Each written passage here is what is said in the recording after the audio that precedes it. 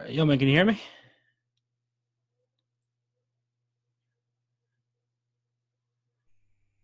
Let's see. Once the audio is connected, you should be good to go.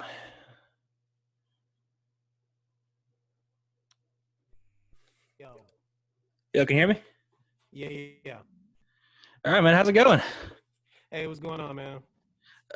Man, not just chilling, surviving the quarantine going around. Yeah, man. I'm already knowing, bro. How's the quarantine going for you? Hey, man. To be completely honest, man, my life hasn't changed that much. I'm already like super in my cave 24/7. So like, this wasn't too much of a lifestyle change. Just limiting my time outside and shit. Um, that's pretty much it. But yeah, man. I feel you, man. I really do feel you.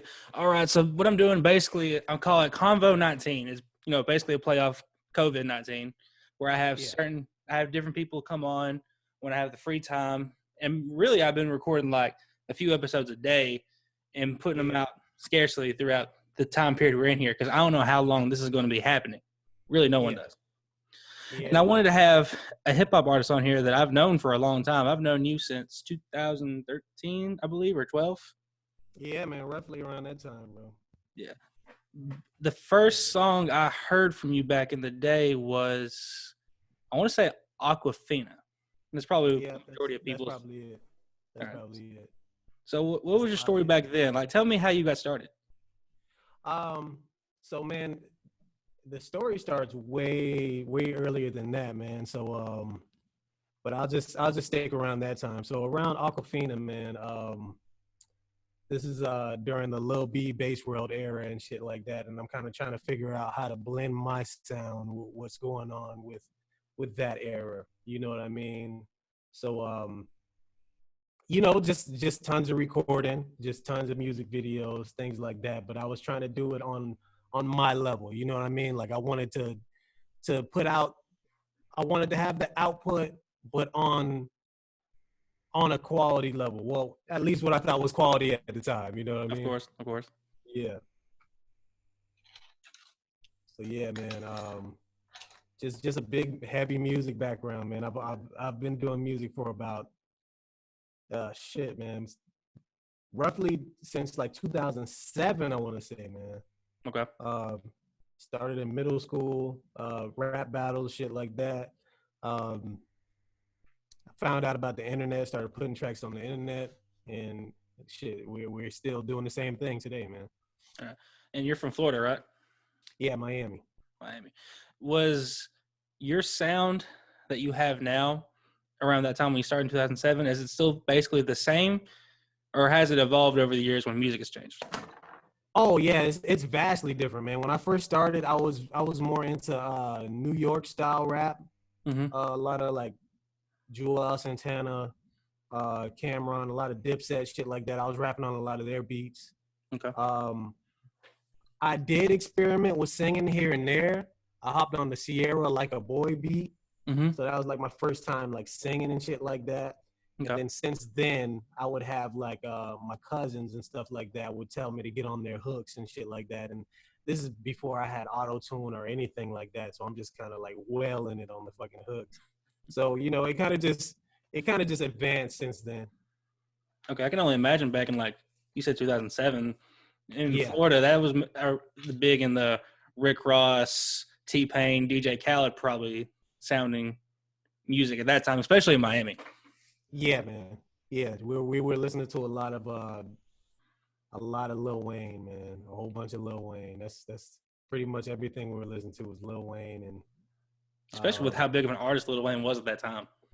Yeah. We had a little Plies wave for a second too. Oh yeah, I forgot about Plies. Yeah. I forgot he's from Florida. Yeah, man. When I can imagine like you have like Atlanta, who has like their main artists. You have like New York. Does people in Florida look at a certain group of artists and think, well, that's clearly a Florida sound? Or do you think Florida's not necessarily that big of a culture? So the thing with Florida, it's such a Florida culture, and it's not like you probably wouldn't understand it outside of Florida, but it's something like you would have to grow up and be born and raised here to understand, like, you know, the fast music, the bing ah shit like that. Okay. We got Iceberg, you know what I mean? Like he's definitely a city legend. Mm-hmm. Fucking just that whole sound, man, that whole stick and wave shit like that. But that never really left Florida like that. That's always been like a big Florida thing. I felt like that sound had potential to go big when that song that I'm so high, so like Mm-hmm. I feel like a lot of music kind of sounds like that these days too. The fucking I'm so high song, but Okay. you know, it is what it is. Who's Florida's artist right now, if you had to guess? Kodak, man. Kodak? It's definitely Kodak, yeah. I definitely would say Kodak, and definitely when X was around, he was probably one of the bigger Florida artists. Like, X Oh yeah, I feel like X was a whole different bag though. Like I feel like with X, he kind of transcended Florida. Okay. I feel like with X, he kind of was like worldwide off the cuff. You know what I mean? Like I found out about Kodak from Florida. You know what I mean? Okay. Like I found out about Kodak from like people riding around listening to Kodak and shit like that. X, I found out from the internet. Then I found out he was from Florida type shit. You know what I mean? It's kind of like the weird thing right now is you don't necessarily have like a city or even like an area that really has to put you on anymore. Now it really is the internet that makes or breaks you. Like you don't like a good example from you can say like 6ix9ine when 6ix9ine first came on the scene. He was definitely from New York, but you would never would say that New York put him on, even though he would scream around saying he's the king of New York. It was definitely the internet. Yeah, most def. And you can say even artists like an ASAP Rocky, who isn't necessarily an internet-driven artist, but even being from New York, definitely because of the internet, he picks a lot up from the South. Yeah, man, most definitely, man. I feel like his style changed a lot when he got up with Space Ghost Perp. Yeah, because I remember ASAP Rocky's earlier days. He was kind of like his music was kind of like super like Harlem and chill, like we smoking reefer, shit like that. Then when he got up with Space Ghost Perp, he started doing like the '90s Texas, the wearing black and stuff like that. So I always thought all that shit was tight, man. Yeah. I always thought all that shit was super tight. I missed that era a lot. Okay. Do you think that I've asked certain people this over the couple of years, and I feel like the answers definitely became more one-sided than others. And I remember back in 2000 and it's might have been 14 or 15. I think actually Trinidad James was the one who actually brought it up, and then like Waka Flocka Flame kind of put some heat to it, where they said that like Atlanta and basically the South as a whole had a bigger run than let's say like New York and the Northern has for at least hip hop music. Do you think the South as a whole has probably really shaped to what music is today? Oh yeah, most definitely, man. New York definitely set the groundwork because, like I said, me being from Miami, Florida, a lot of the shit that I was listening to was super lyrical shit and New York shit, basically. Yeah. So they definitely set a lot of the groundwork. But man, once fucking Atlanta and down south took a hold of this shit, it's just been over ever since, man. Because it's so like they changed the landscape of music because I feel like they gave it less rules and just more style. Okay. You know? Yeah. So do you live in Atlanta now? Yeah, I'm in Marietta. So Marietta, okay. Yep. Atlanta. 30 minutes. Yeah. Basically. Yeah. What made you want to move to Atlanta or Marietta? It's always something I've been wanting to do. Mm-hmm. I've even said it in songs way back in like 2008. It's always just something I wanted to do because I've always been such a big fan of Atlanta music, even back then. So like my roots in music started as like I was listening to a lot of like Outkast, Eminem, Lil Wayne, and then it started to get weird because I started discovering shit like Shawty Lo, Young LA, shit like that. And then when I started discovering that music, my music started changing. You know what I mean? Because I fell so in love with like all that Travis Porter, like futuristic, that molded my style maybe even harder than the lyrical, almost the Lil Wayne shit too, man. So I'm just an amalgamation of all that shit, man. So that definitely made me want to move down here because I've always just been a fan of the city. I've always been a fan of the music, shit like that. You know, and it's been everything I expected it to be. Expected to be. Okay. Sure. How long you been up here? I want to say like 2 years roughly. Okay.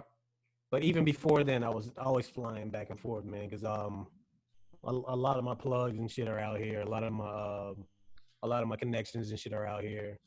DJs who are rocking with me are out here. A bunch of music people. Mm-hmm. So. As your, do you think your quality of music and your overall sound has changed since you moved up here? It's definitely changed. I kind of, I want to say as far as beat selection, I probably changed it up a little bit more. Mm-hmm. But it's been changing ever since I kind of changed my focus and what I was trying to do as far as music.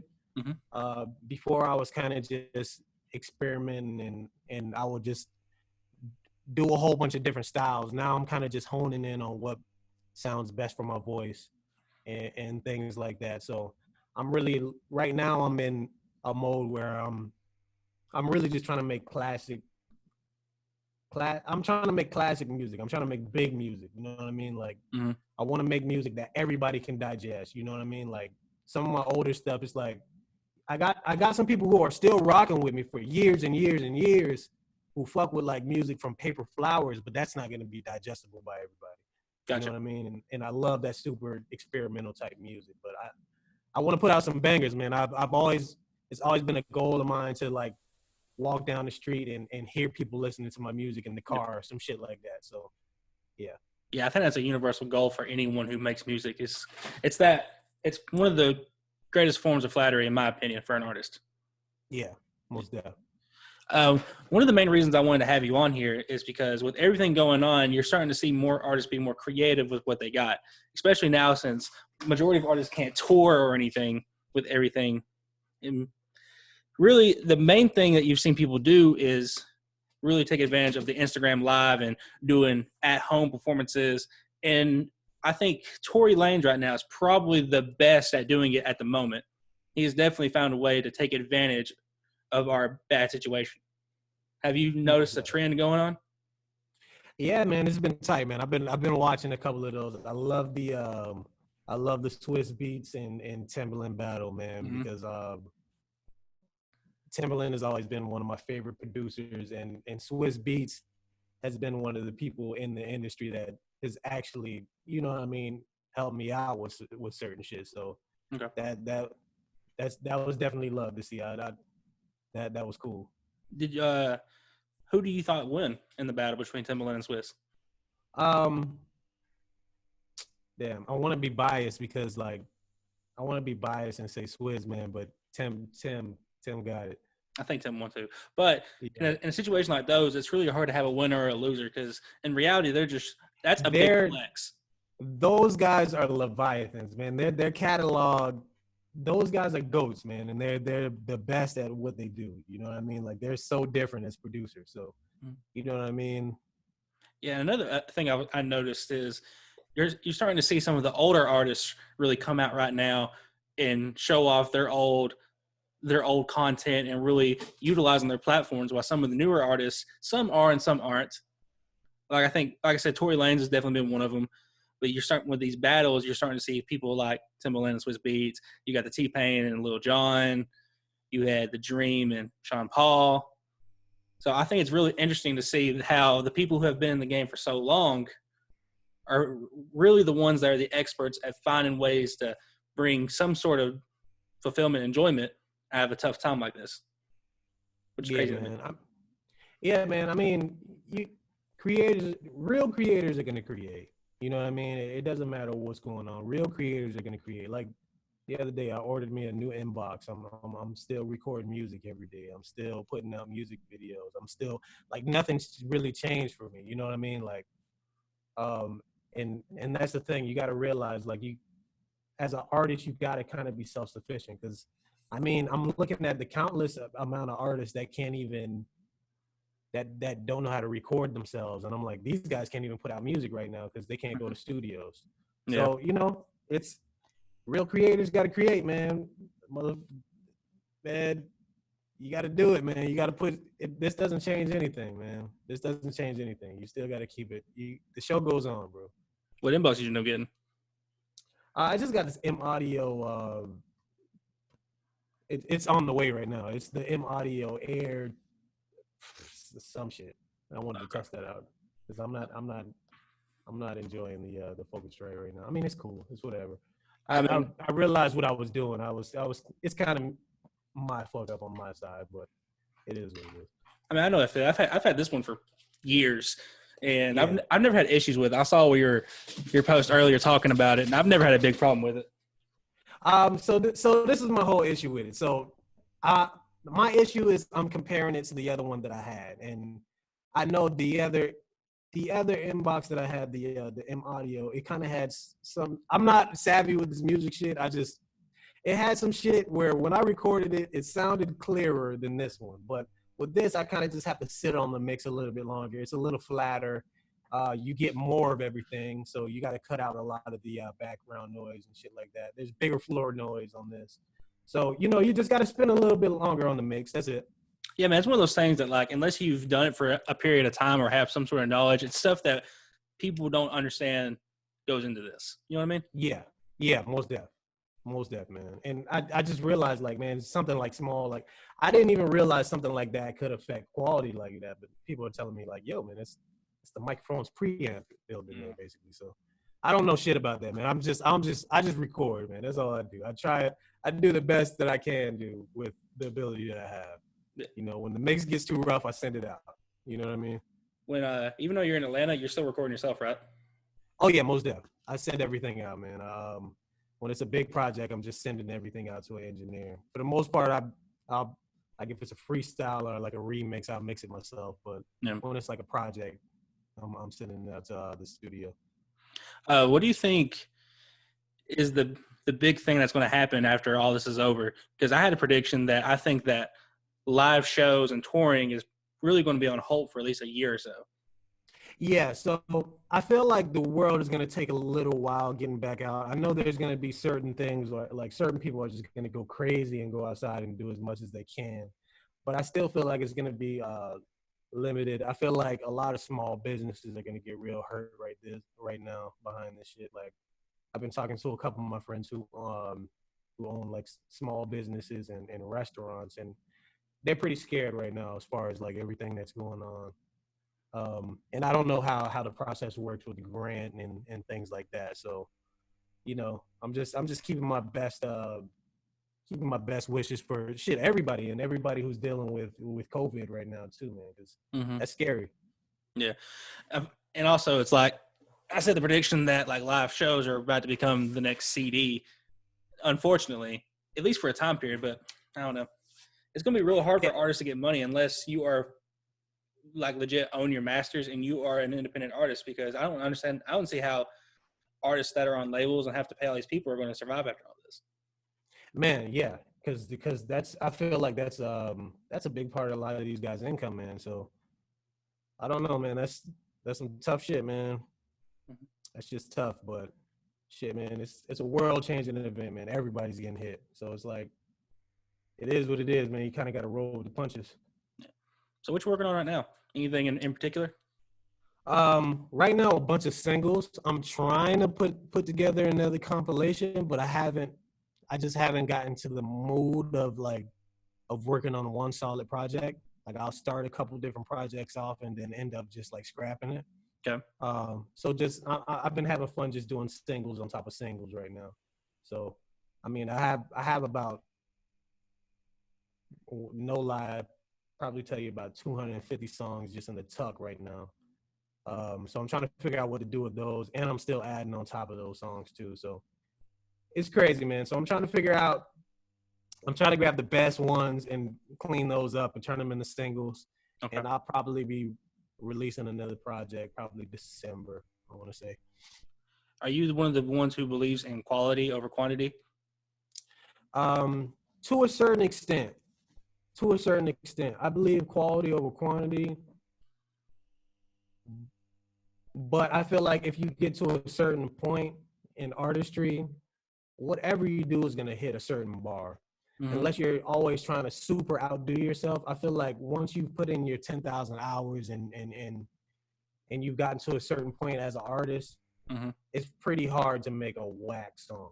You know what I mean? So I feel like at a certain point you can kind of just go crazy, because it's not really gonna hurt you as bad if you make a song like, say you make a super tight song, then a song you put out after that is just like a freestyle over a beat. Like that's not really gonna hurt you like that. Yeah. You know what I mean? So I definitely feel like, man, just put out what you can.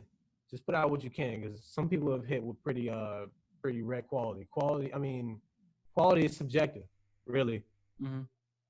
Yeah, what I tell people is when they ask me that question, I definitely think quality over quantity, but it really depends on what you consider like quantity, because when you look at someone like in the past, let's say Future, for example, in like 2016, 17, when he had like that run of doing mixtape after mixtape after mixtape in a year, and he ended up having so much success and everybody was just loving the music, and then he finally dropped Dirty Sprite 2.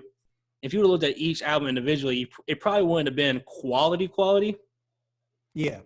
So, I mean, you kind of have to find that middle ground. Yeah, that's what I'm saying. Like, I'm sure there were some songs in there that were forgotten about, but between doing that, there's some classic songs that came out of those projects. I mean, bro, I'm still listening to fucking Streets Is Called a mixtape, and I don't know when that dropped. Oh god, it's been a while. Man, so like, Same Damn Time was on there. Fucking I'm a ball forever. There's so many tracks on there that I feel like that's one of his best projects, man. I feel like it's hard to beat the original Dirty Sprite, but I feel you. Yeah, I never even listened to Dirty Sprite, man. Did you really not? I never listened to Dirty Sprite. I got onto Future on the mixtape right before Streets Is Calling. Okay. There was an artist I used to listen to that was also named Future, and that's kind of how I came across it. Oh shit. Yeah, but I mean, but there's a lot of people I've talked to who have never actually heard Dirty Sprite, or they've heard Dirty Sprite 2 and then went back to it. Especially when they did that collab album with Drake, and Drake was like, "Man, Dirty Sprite was probably the best mixtape of that year," and then people were like, "Oh, I gotta check this out then." Till this day I haven't heard Dirty Sprite, man. So I gotta check that out, man. But it's a more grittier Future, in my opinion. That's really the difference. I really love the. That's probably like my top. That's in my top 5 mixtapes of all time, and The Streets Is Calling, man. To keep it real. Okay. Yeah, that definitely did a lot for me. I love that mixtape. With you being an independent artist, is your goal to stay independent, or is it just really depends on the situation? It depends. I really have different music goals. As far as what I want to do, because this is really a super passion project for me. So if it gets to a point where if it doesn't make sense for me, I wouldn't do it. But if it's a project that if it's somebody that really just wants to help me out, get me the resources and put me out on a bigger stage, then yeah, we could make something happen. But I'll stay independent. I'll do this shit if it was free. Like I said, like anybody who can't, if I drop a song on streaming and you can't afford my music, I'll DM it to you. I'll send it to you, because I do music for the love of music. Like if it was about the money, I would have stopped a long time ago. You are an independent, right? Like completely independent? All right.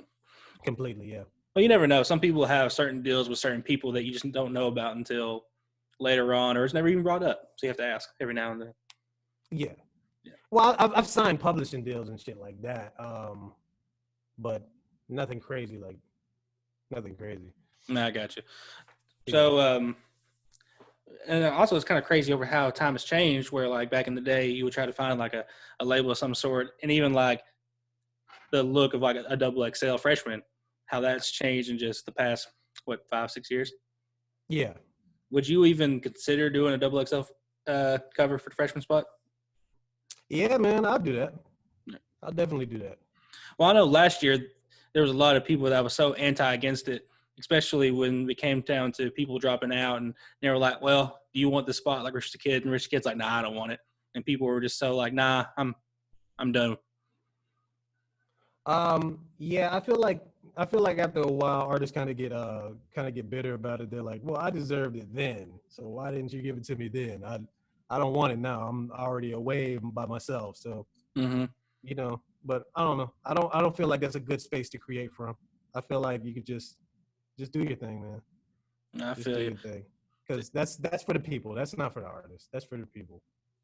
If you had to go back in your catalog right now to a song that a lot of people probably do know, or a song that you thought maybe didn't get the recognition it deserves, and say that someone wants to know who Blizzi is, what song would you recommend?